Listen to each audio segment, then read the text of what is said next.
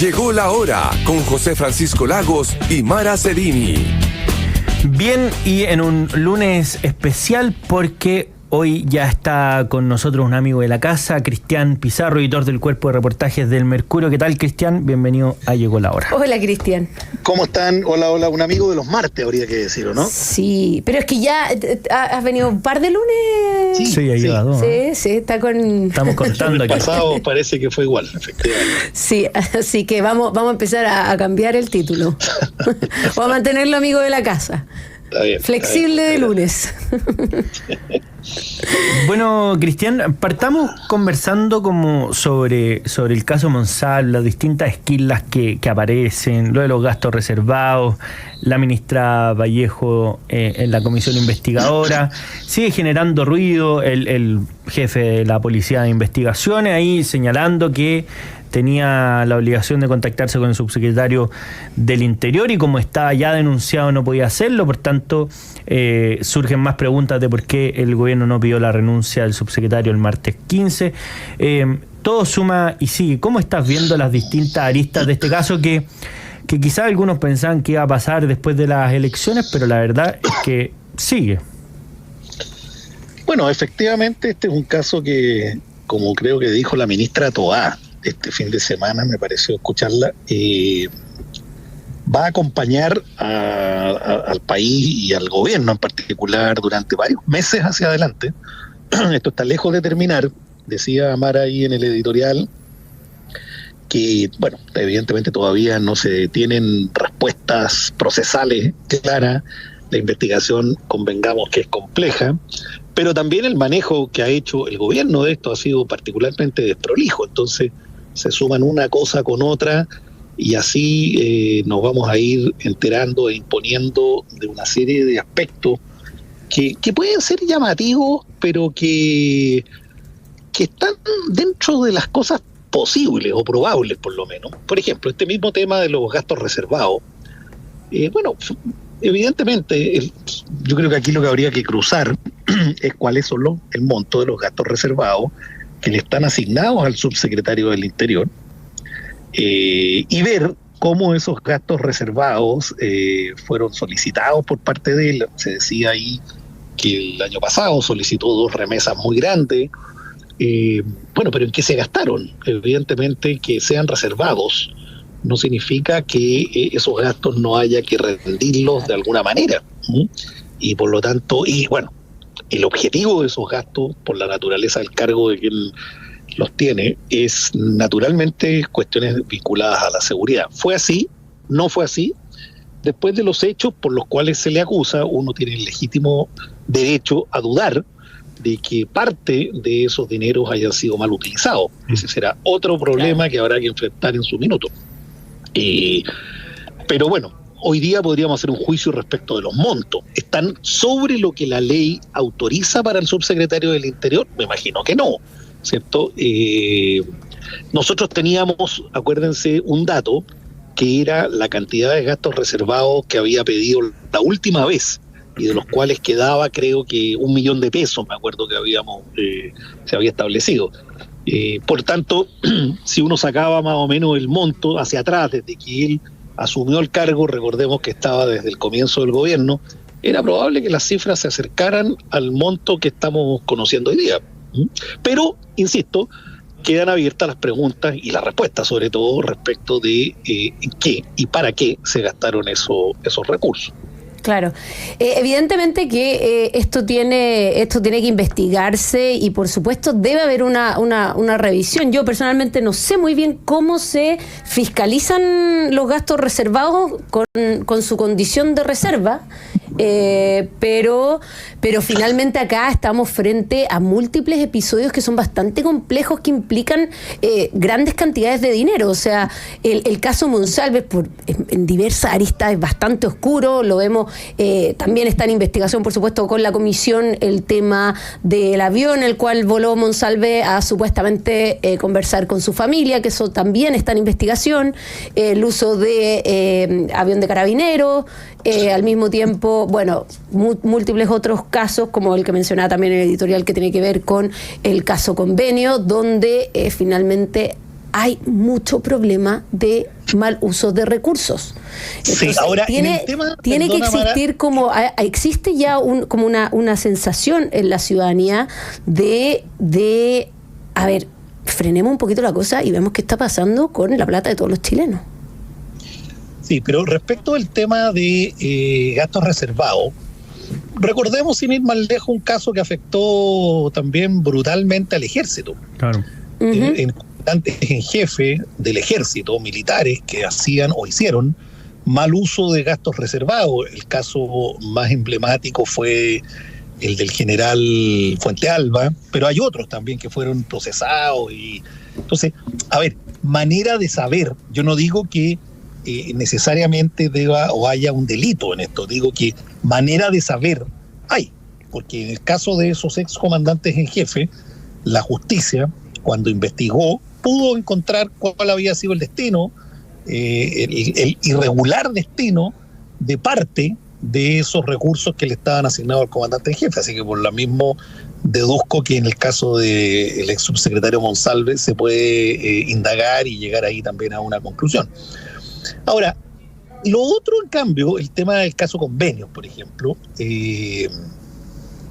son temas que están en la justicia. Yo sé que es una respuesta poco simpática, pero no hay que olvidarse de que estos temas, cuando se judicializan, aquí hay cuestiones que son responsabilidades políticas, ¿cierto? Como se han exigido y corresponde que se exijan, pero que vemos que este es un gobierno que es bastante, ¿cierto?, inflexible a la hora de la responsabilidad política, sí, claro, porque aquí no cae nadie por responsabilidad política. Pero ese es un problema. Y el otro es las responsabilidades judiciales que finalmente se acrediten en un proceso. Y eso hay que entender que son cuestiones que demoran, no son inmediatas.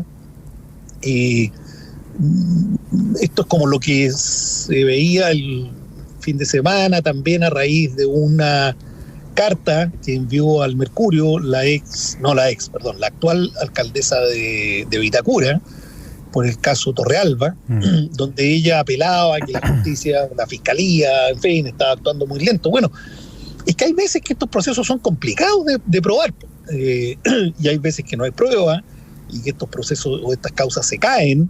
Entonces, yo creo que aquí hay que dejar que estas cosas vayan avanzando, ir marcando los puntos. Esa es parte de la labor de los medios, para que haya un cierto equilibrio entre justicia efectiva, presunción de inocencia y también rigor en la investigación, porque tampoco podemos darnos el lujo de que estos casos, que son muy delicados porque comprometen, como dices tú, Mara, recursos públicos en muy altas cantidades, y está comprometida al final la fe pública. Entonces, aquí hay que llegar a conclusiones contundentes, drásticas, y aplicar las sanciones que correspondan a quienes resulten finalmente responsables de estas malversaciones, o en fin, cualquiera sea el delito que finalmente se logre probar. Bueno, estamos conversando con Cristian Pizarro, editor del Cuerpo de Reportajes del Mercurio. Cristian, quería preguntarte sobre otro tema que ha marcado la agenda de este escabroso crimen que hubo de un reo que fue decapitado por un compañero de celda en la cárcel de Concepción, justo cuando el ministro de Justicia hace un día atrás había dicho que Gendarmería tenía el control de las cárceles, sobre todo cuando ya ha habido duda al respecto a alguna fuga, alguna desórdenes que ha habido en las cárceles, a movilizaciones en Gendarmería, y ocurre esta situación. ¿En qué pie queda sobre todo el ministro después de haber dado esta declaración con un caso que es particularmente brutal?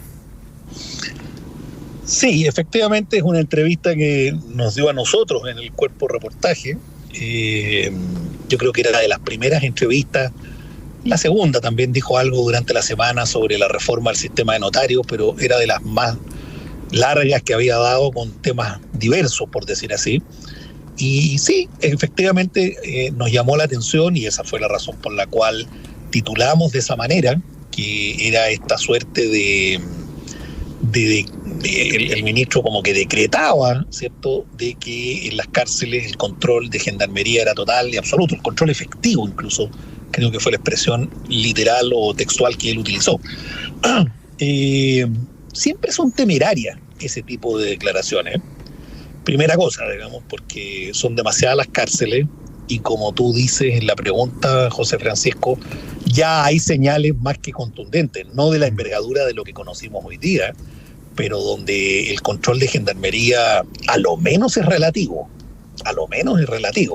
Entonces, claro, el ministro en su respuesta, y lo reiteró hoy día a la prensa, repitió un poco el mismo concepto de que, claro, no existían recintos penales en donde gendarmería no pudiera, ¿cierto?, ingresar, y cosas que ocurren efectivamente en otros países, pero a ver, ese es un extremo, y un extremo que está lejos de estar en el óptimo. En el fondo el control efectivo es absoluto, no es relativo. Consecuencia, claro. Si hay dificultades en ciertos penales, si a un señor le cortan el cogote, ¿cierto?, o la cabeza en otro penal, si hay motines, en fin, bueno, esas cosas dan cuenta de que hay una población penal que no es fácil de controlar. Ahora, además, tampoco estamos descubriendo la pólvora, o al menos el ministro no debiera creerlo, y es que si tenemos niveles y grupos delincuenciales y bandas que se han sofisticado en todo tipo de aspectos, bueno, hay que entender que esa misma gente está dentro de los penales, y por lo tanto el control efectivo sobre esos grupos es evidentemente más complejo, más difícil. Claro, además que ya no estamos custodiando, gendarmería ya no custodia delincuentes comunes como hacían en el Chile de hace 30 años atrás. Hoy día estamos hablando de bandas como el Tren de Aragua y otras que efectivamente siguen delinquiendo desde el interior de los penales. Sí, efectivamente, Cristian, y no solo siguen delinquiendo desde los penales, sino que además hay bandas delictuales de crimen organizado que se forman en las cárceles. O sea, cuando uno conversa con los diversos expertos, te cuentan que la gran mayoría de los grandes grupos de crimen organizado se formaron en las cárceles, por ejemplo, de Brasil, en Colombia, y la verdad es que tienen un sistema de cómo armar prácticamente una escuela delictual dentro de estos mismos. Entonces, si no anticipamos que esta es la forma de acción que tienen estos grupos, los cuales no solo operan en la calle de manera tremendamente violenta y organizada, sino que también aprovechan estos espacios de reclusión, vamos a estar permitiendo que nuestras instituciones carcelarias sean una cuna de crimen organizado. Claro, lo que ocurre es que las cárceles se terminan transformando en una especie de gran encuentro de crimen organizado, una especie de summit permanente además, porque la gente que ahí está permanece durante un tiempo largo y prolongado, entonces no saben hacer otra cosa, es un lugar de reclutamiento, es un lugar de adiestramiento, y por tanto, si no entendemos que las cárceles forman parte de la cadena delictual y transformamos eso, lo que vamos a tener es, como insisto, una suerte de congreso permanente de delincuentes y de bandas dedicadas 24/7 a salir de ahí en mejores condiciones incluso de las que entraron. No van a tener ningún efecto ni carácter rehabilitador. Entonces, ahí hay un punto. Pensemos lo que pasó, sin ir más lejos, con el mismo señor Monsalve, que hablábamos hace un minuto atrás. Hubo que cambiarlo de cárcel, está en Capitán Llave, en circunstancias que originalmente había sido destinado a la cárcel de Rancagua, recibió amenazas de muerte. En fin, hay 1000 ejemplos que ratifican la importancia de la mejora carcelaria. El nivel de hacinamiento que existe es una cosa brutal, y lo que demoran la construcción de nuevos recintos carcelarios, en fin, es un problema gordo para Chile. Hoy día entiendo que la exalcaldesa Matei, no conozco el detalle de la propuesta, así que solamente doy el titular, hizo una propuesta en esa línea de política de construcción de nuevos recintos carcelarios, de ampliación de otros. Bueno, yo creo que todas esas cosas hay que recogerlas, porque evidentemente apuntan en la dirección correcta. Recordémonos la pelotera que se armó hace algún par de meses, cuando el gobierno anunció la construcción de una cárcel de alta seguridad. Claro, en Santiago. Claro, y esas cosas por distintas razones no vuelan, el Partido Comunista y otros se oponían, digamos. Entonces, en fin, el panorama carcelario en Chile yo creo que está lejos, y con esto cierro el punto, de encontrarse en el óptimo estado que parece creer el señor ministro de Justicia que está, digamos. Sí. Bien, pues como siempre una interesante conversación hemos tenido con Cristian Pizarro, editor del Cuerpo de Reportajes del Mercurio. Cristian, te queremos agradecer por habernos acompañado en esta edición de Llegó la Hora, y supe por rumores que nos vemos mañana. Oh, sí. También me llegó el rumor de por qué te cambiaron de día. En otras actividades. Bueno. Efectivamente. Mañana tenemos un día dedicado a ustedes. Muy bien, muy bien. Bien, Cristian. Me voy a poner celosa. Me voy a poner celosa porque no es a ustedes. Es solo José Francisco. Ya, bueno, pero yo tendré mi venganza, así que ya me robaré a Cristian para otro tipo de actividades. Va a ir al almuerzo de la radio. Sí, mañana, es verdad, ¿no? ahí sí es verdad, ahí nos vemos. Ya. Bien. Un abrazo, que estén muy bien. Chao, Cristian, un abrazo. Muchas gracias por haber estado con nosotros. Y nosotros nos vamos a una breve pausa y ya volvemos con más. Llegó la hora.